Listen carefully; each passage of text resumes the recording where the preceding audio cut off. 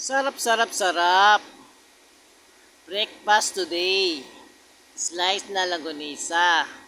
Sinimulan natin siyang lagyan ng tubig and then pakuluan natin siya ng 10 minutes hanggang sa lumambot ang ating slice na langgonisa.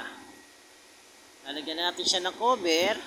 After ng 10 minutes, hahanguin natin guys. Tatanggalin natin ng tubig. Then sasalain natin. Tapos, magpapainit tayo ng kawali. Lalagyan natin siya ng mantika. Kapag kuluan, ipipirito natin guys itong slice na langgonisa.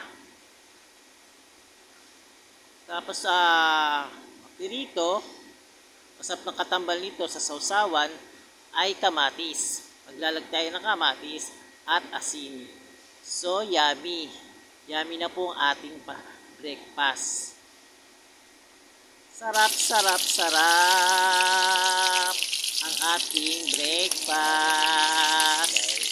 Sarap, sarap, sarap ang ating breakfast.